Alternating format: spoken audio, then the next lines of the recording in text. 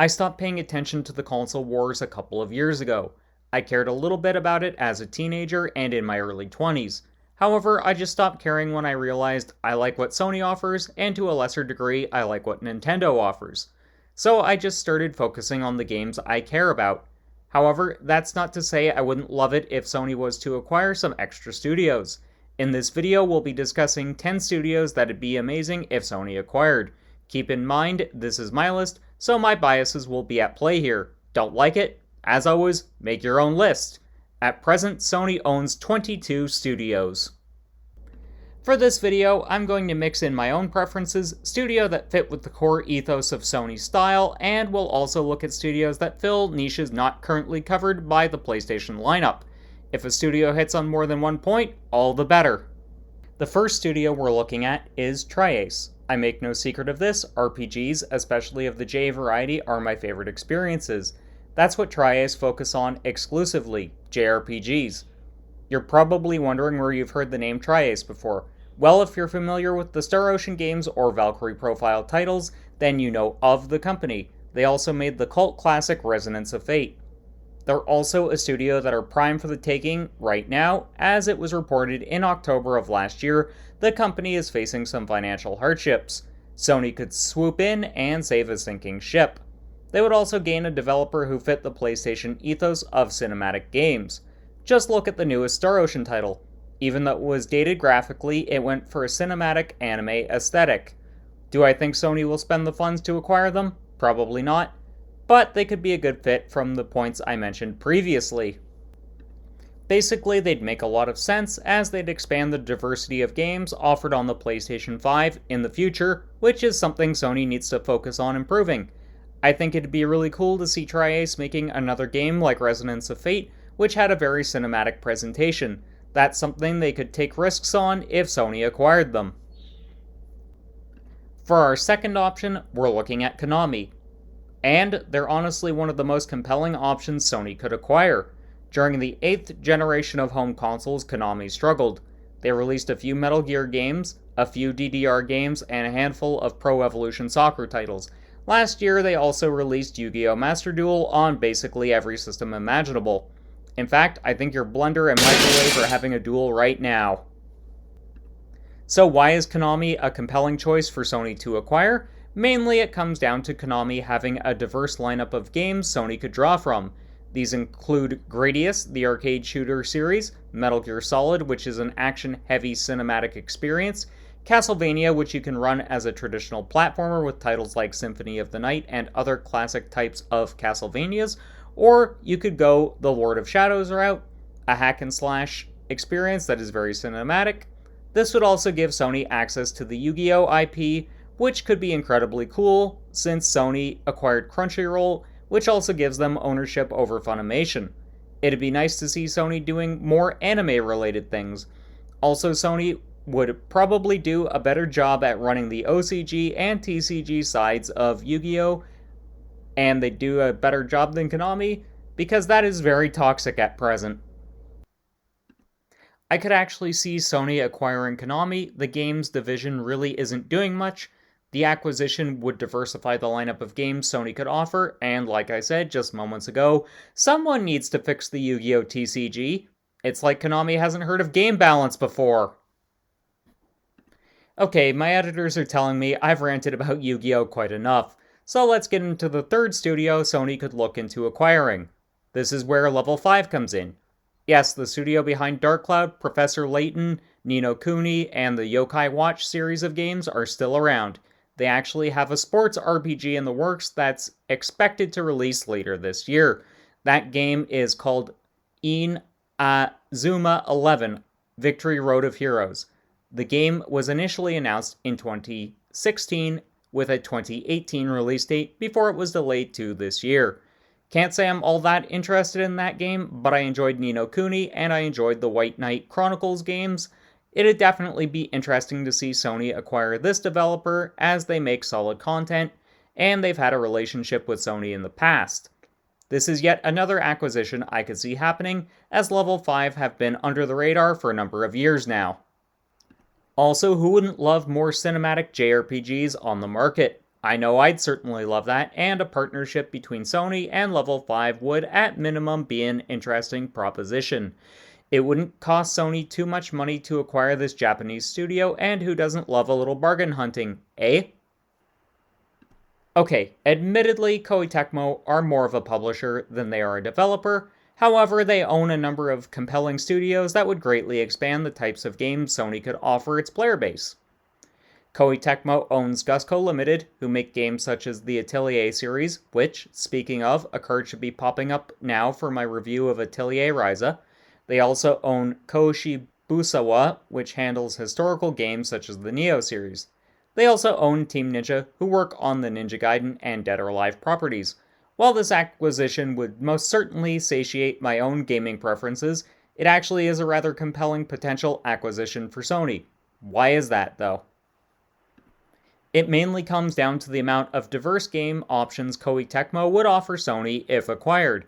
It'd also allow Sony to up the ante for any future historical games produced by Koei Tecmo, as that could be a new niche Sony tries to conquer. People absolutely adored 2020's Ghost of Tsushima by Sucker Punch, and it's not hard to see why. It was gorgeous and was a joy to play. Now imagine what a future Neo game would look like with Sony's backing. Exciting stuff! A lot of people won't be familiar with Nippon Ichi software just from hearing the name.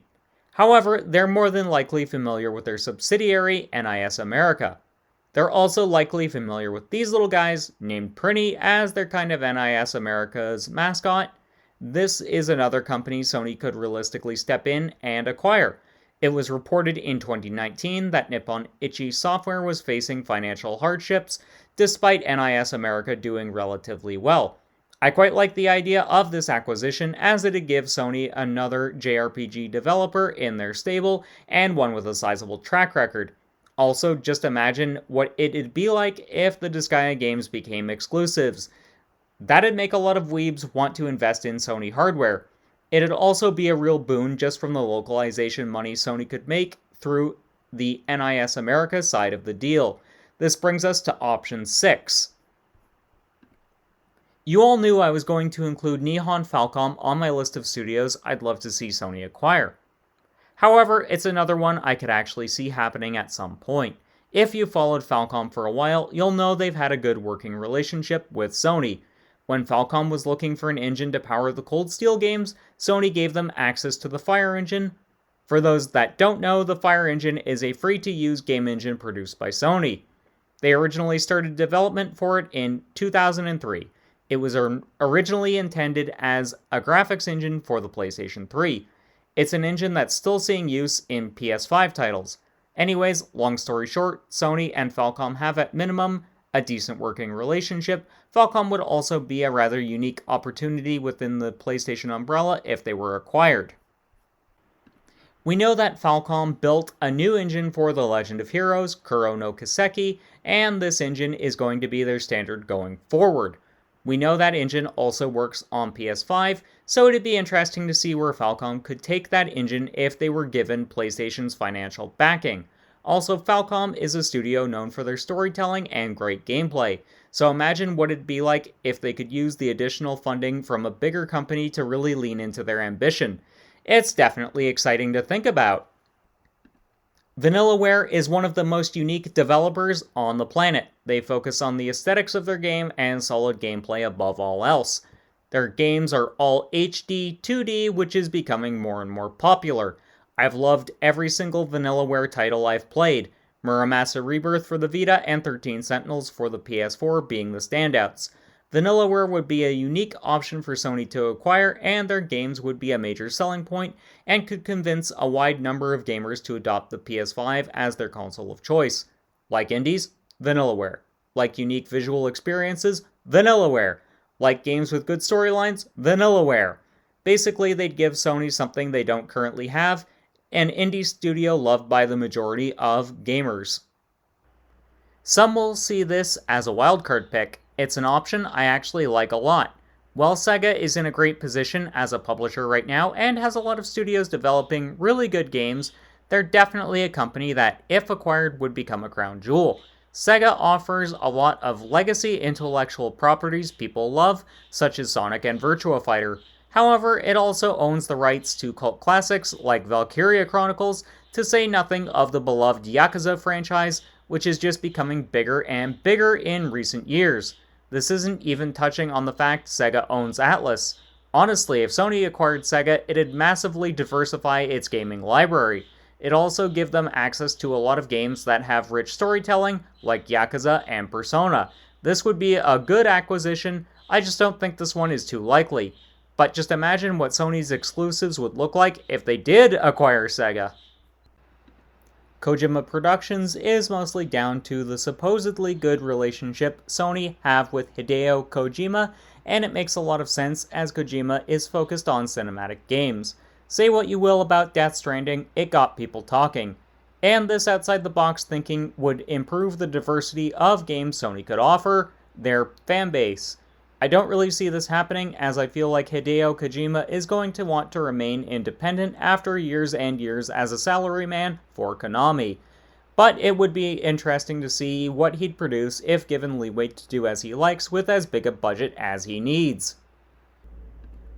Some rumors have indicated this one could actually happen. I don't personally believe them. I actually think the rumored acquisition of Square Enix is far more likely. But the idea of Sony acquiring Capcom is exciting to me, considering Capcom own a ton of IPs like Resident Evil, Street Fighter, Ace Attorney, Devil May Cry, and Mega Man. Just imagine those as potential exclusives. It'd appeal to a wide demographic. Yahoo Finances lists a market cap for Capcom at $5.2 billion, meaning they'd be one of the most expensive companies Sony could potentially acquire if they actually did. Those are just some of the options I'd like to see Sony acquire or think they actually might. With the early portion of this generation ending and the middle portion beginning, it's time for Sony to start making some flashy moves. Their acquisition of Bungie was definitely flashy, however, Bungie will remain an independent third-party developer, so it's not like Sony is getting some hot new IP as the result of this acquisition. But what are your thoughts? Who would you like to see Sony acquire? If you liked the video, don't forget to give it a like and hit the subscribe button. If you'd like to check out more of my content, 2 videos will be popping up on screen now. One YouTube thinks you'll enjoy, and the other will be why Sony need to diversify their exclusive lineup. Until next time, keep blazing that trail.